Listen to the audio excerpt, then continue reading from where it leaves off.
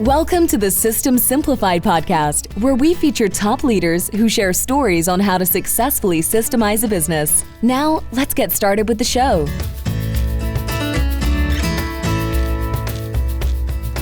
Hello, I'm Dave Klevit here, the host of the System Simplified podcast, where I feature top founders, entrepreneurs, and thought leaders about systematizing a business.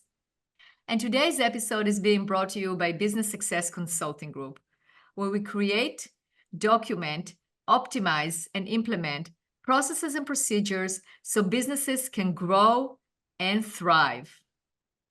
And today's guest, I'm very excited about today's guest, is Dave Crowell. Hi, David. Hey, good afternoon. How are you? Good. Well, I actually call you Dave, if that's okay. That'll work out great. All right. Well, Dave, you and I met at the Accelerator Live, the Success Society, which is part of the Wealthy Contractor Network. So I think we need to give a big shout out to Brian and Adi Kaskavalchin for introducing us. And I actually recorded 2 podcasts with Adi, and I was on Brian's podcast. So we're going to include that in the show notes as well, so people can take a look and see what we talked about. But I am excited to have you on the podcast because we're going to have a great conversation about business, about processes, about people, because you're definitely a wealth of knowledge. And I'm going to introduce you properly by reading your bio. Is that okay? Perfect. Thank you. Yeah. So, Dave, you are a home services, a home improvement advisor to manufacturers, specialty dealers, and owners of businesses. You help identify opportunities and challenges in their business, and you help them grow talent, improve their marketing mix, sales and operations, part of their business. And you utilize your experience and talent to help those businesses. And we have a mutual client where we document the processes, and you're their advisor, and I see the good work that you do, and it's amazing. And this bio is great, but you have so much more experience that I would like for you to share with our listeners. What throughout your career, how did you accumulate all this knowledge and the basically your ability to help businesses do better? Sure, that's great. Now, I'll give you a little more background, right, where I've been and some of the things that I've worked on. It was a long career, and I'm still in my career. But most of that was at Andersen Corporation, the Andersen Window Corporation, located here in Minnesota. Whether it was field work or moving to the corporate office, involved in channel management, sales management, development of teams, and leadership opportunities. But the real exposure was to Renewal by Andersen, and the opportunity to formulate that network, be part of that network from a corporate perspective, opening dealers, growing dealers, and really helping them. Renewal Andersen, for those that are not familiar with it. Sure. Renewal by Andersen is the replacement division or the home improvement division of the Andersen Corporation. And so they both sell windows, but the Renewal by Andersen division focuses in on the do-it-for-me segment. Those homeowners, those consumers that have a home, have a residence, that they want somebody to do it for them. And that's really renewals focus. The Andersen side of the business also has contractors and remodelers, but in many times it's for those consumers that want a remodeler or a contractor, someone else to do the work for them. And so there's 2 different segments, 2 different models, but I spent a lot of my time and a lot of my effort in around building processes on the renewal side of the business. Okay. So, and then what got you into wanting to help other businesses? Well, through my career, right, and a lot of the work at Renewal, whether you have employees that working with you, teammates that work with you, our focus was on the 80 or so, 86 independently owned and operated dealers. And part of that was annual planning, looking at their talent, looking at their marketing, their sales, and their production. What are they going to install? Ultimately, what are they going to order? How many windows? How many patio doors? So that planning and that strategic effort that took time, it took effort. But when you start to watch a dealer get really good at planning, start to think about their talent, really start to plan and organize their marketing, and then start to look at their business from their key performance indicators, right? And we worked with them a lot and in and around helping them to understand it's great to have a plan, but maybe over here in this other city is another dealer that's really good with marketing. Maybe over in this other market, they're really good at sales, and you might be really good at the installation part of your business. How do we get this network to work together, to collaborate, to engage? But it was all built around that plan. And then effective account management, right? How do we challenge them to grow? How do we challenge them to do more, invest more? And part of that was building great relationships in and amongst a great network. Wow, that sounds like the winning formula for sure. So what are the what are the most important things in your opinion working with so many, now you're helping other businesses? What do you see are the key components for success for an entrepreneur, a contractor that started their own business and obviously growing them to several $1 million a year, but they're not a big corporation, they are mid-sized, let's say. What are the most important things that they have to pay attention to? Yeah, and let me just expand for just a moment on that topic, right? It's a great question, right? As I left Renewal and I retired in 2020, I started my own advisory business, taking some of the things that either I did or my teammates did, and I moved into the bath business and some other industries in and around consulting and advising. So as I take kind of this broad perspective to your question, and I look at companies like Bathworks or others in the bath business or even window business, right? I do believe it starts with their team. It starts with talent. And it starts with that owner's desire, heart, that they want to grow their business. They want to grow it through people. They want to grow it through marketing, but they also want to grow it profitably. And along the way, you pick up on a lot of great ideas that weren't necessarily created by me or even my ideas, but you can draw upon those ideas from a previous experience, go into an organization, start to have conversations with them. And a lot of that is around listening. And as you know, when you're listening, you can hear a lot of the things that are happening today, the good things, the challenging things, the successful things. But through effective listening, now you can draw upon that experience. And maybe let's talk about marketing. Let's talk about sales. Let's talk about your organizational design. But the other fun part to talk about is capturing customers, right? The customer is what drives their business. In any business, it's about the customer. And what are we doing along that customer journey to help them, to get them to think about it? And a lot of this is what you do. How do they have defined processes? And how do they have defined ways that they can develop within their organization? And whether they're a small company or a large company, right? People, technology, and processes are a lot of the three areas that I tend to focus on. Absolutely. So let's go back, and I'm curious in terms of the customer journey. There's a lot of talk about, creating the wow effect, and that's very important. That's how you build the rapport with your customers. That's how you ensure that they stay with you, and that's how you help them.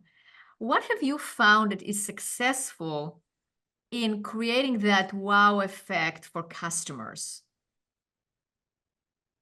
Another great question, and it's an exciting question, right? As you look at that wow effect, a lot of times we think in our industry it's built around at the home, and it is that red carpet experience, right? Whether it's the call center that's talking to a potential client, that sales design consultant that's in the home designing their next great bath, or the customer care group, right? That is also talking to the customer. Now they've decided to do business with us. Now we've got to coordinate it. We've got to order their product. We've got to stage their product. And now we're going to bring the installers, right? The day of installation. All of that's part of that customer journey. And a lot of that is simple touch points. And that wow touch point of, again, both listening, but also being effective at what you're saying to that customer, talking to them about the next step in that process, the next step in that journey, so that when that install crew might be one person, might be the second person that's a helper on the job, When they get there, everything that that homeowner has been told or has been sold now gets delivered. And that installation team has great training that goes along with it, 80, that when they're there, they do a great job in their bathroom. They deliver a great experience in one day, typically in the bath business, right? But everything along that way is a journey. And are they trained? Have you really thought about the customer in ways that you say to all of your employees, it's about the customer, and carry that journey along the way and really create an exciting organization to work for, because the focus is on the customer. And by the way, we reward and recognize great performance in and around delighting our customers. So No, it's long great. answer, but it's really all part of that customer journey. Absolutely. And I think it's a great answer, because it's those touch points, but those touch points have to be predefined. As you said, it's part of a process. So you don't fault on, you are always abide by them. You don't forget about them, and you perfect them, because it might be that somebody comes up with a new idea that is better on how to execute it, or you're training somebody new so they don't leave any point behind. But the communication with the customer can save you so much, especially in the transition from one team to the other, right? I mean, you can have the call center will try, then it transitions into the designer coming to the home and designing or deciding what's going to happen from there to the installation. So if there is a gap in the communication, or even if the client is not being communicated to enough, then they can start wondering or canceling or backing out or whatnot. So using the customer journey from my perspective, from my experience, to really solidify that connection with your customer, it's a really valuable tool. Yeah, and I think to add to that, right, a lot of times it's focused on marketing and sales, but the focus on your production, your installation teams is also a customer. So as you think about how you order, how you stage product that comes into the warehouse, and now it's day of install and the installation crew is coming to pick up the material. Is your warehouse organized? Do you have good processes in place? And in the bath business, right, there's tubs, there's walls, there's plumbing, there's fixtures, there's silicone, there's all these parts that you have to coordinate. But do you organize all that in a job lot, maybe for the installation crew, so that when they come in at 7:30 in the morning, right, they can leave by 7:45 in the morning, get on the road, get to that customer? And are you treating them like a customer, so that when they go knock on that door to the true customer, you've already treated them like a customer? And guess what? That experience that they're going to deliver to that homeowner is just going to be fantastic. So I also like to talk about it internally. Who are your internal customers? And using that as one example, because when you start treating your installation crew like they're a customer, they execute and deliver a great experience for the homeowner. I agree. It's a ripple effect. It's contagious. It is exactly right. I mean, they already come there with the right attitude, and attitude is a big part of it, right? So I think that everything you're saying here is spot on. So Dave, let's talk about the importance of processes in a business. Like, why our listeners are listening right now and they go, well, if they are in doubt in terms of like, should they actually document their processes? And should they make sure that those processes are followed by all? What would you say to them? You have to make it part of your planning. Processes has to be part of your strategic planning. That as you're running a business, large or small, you really have to take a look at each functions of the business, right? And I talk in regards to marketing and sales and production, just as we have this afternoon. But as you start to look at each one of those groups, it takes time, it takes effort, and someone's got to do the work. Someone also, like yourself in your business, can do the work for you. But you need to make it part of your strategic plan. Because in this environment of generating leads, and the effectiveness of doing so is a process. It also is a process within your call center. And do you have all of those handoffs, all of those areas identified, so that as you're growing a team and wanting to expand, you're going to go hire 3 more call center agents, or you're going to go hire 3 or 4 more event staff members that are going to be part of your team. Having processes documented also becomes your training playbook. That's right. And so in many ways, you don't necessarily need more training. Having your processes documented become what you train. And so again, throughout that business, throughout that journey, having well-defined processes is just really good business. Absolutely, I agree with you totally. And it's also like, I think the points you touched are correct in terms of consistency, training. It's also risk mitigation, because then you know your customer. We talked about the customer journey. We know that each touch point is going to happen because it's documented and followed, right? You know that you know what your staff is going to do and not just reinvent the wheel or invent their own process. So it gives you also that peace of mind that what is being executed is exactly according to the strategy and to what you and the leadership team and management decide it's going to be or would like to, so it aligns with your vision. Yeah, and aligns with that vision. It also in regards to how you operate your business. And there are so many companies that we're a part of with the Wealthy Contractor, right? EOS, that system of how you meet, how you grow together, one-on-ones, L10s, and a lot of companies have a lot of great ways that they interact with their leadership team or even their team members, right? How they get that organized, but you've got to get the work also organized through good processes.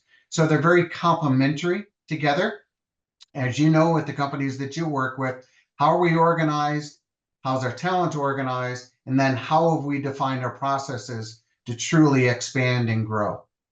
Absolutely. And then you also mentioned the aspect of technology. So once you have the processes outlined, documented, then, the optimization stage of like using the technology that you have or new technology to the max by actually implementing it throughout those processes. So it's smooth and it flows and it goes well. Yeah, that's probably an area that we've had the greatest explosion, right? Technology and the use of technology. And in many ways, that technology is really not that expensive. You can go out and acquire a CRM system, and there's some very good CRM, customer relationship management systems. You can go out and buy a presentation technology today. You can go out and buy a pricing and quoting technology today. And then there's also listening technology today that's intended to help you in the home, right? Get better at the homeowner experience. But all of that technology also requires processes because Absolutely. and it requires the process. How are we going to implement it? How are we going to train our staff? How are we going to know that it's working? And if you take on too much technology, it can also get in the way of running your business. So all of it is great. It's innovative. It's exciting for our industry, but along comes process, and you got to add process to all of that technology as well. Absolutely. Yeah. It's like anything in life. You don't want to do anything to excess because then it becomes too much. So you can be like this technology junkie, just buys technology after technology after technology, and it's not being used. It's frustrating. That's why and I learned that from my days as an industrial engineer when I was designing the process, and then you bring the software engineer to build the software, not the other way around. You don't buy technology and technology and technology and then figure out the process. It's just not the right sequence. The first thing is you have to have a process and then ask yourself, what tools exist out there in order to support my process? And a lot of it also ties back to the wow and a couple questions that you had asked me earlier. How do you create that wow for either your employee or for your customer? And a lot of this process for smaller businesses, it takes time, it takes energy.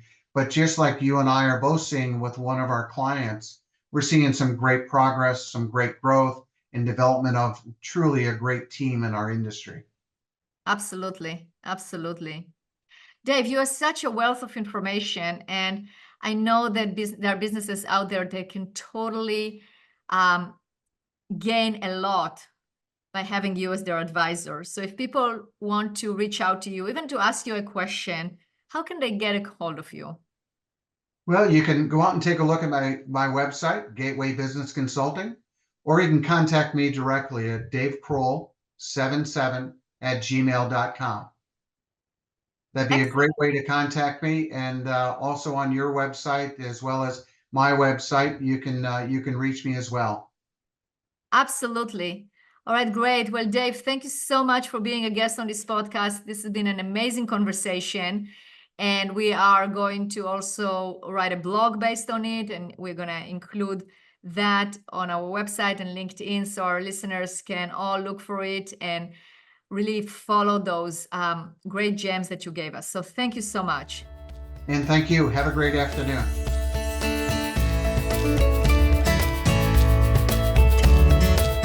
Thanks for listening to the System Simplified podcast. We'll see you again next time, and be sure to click subscribe to get future episodes.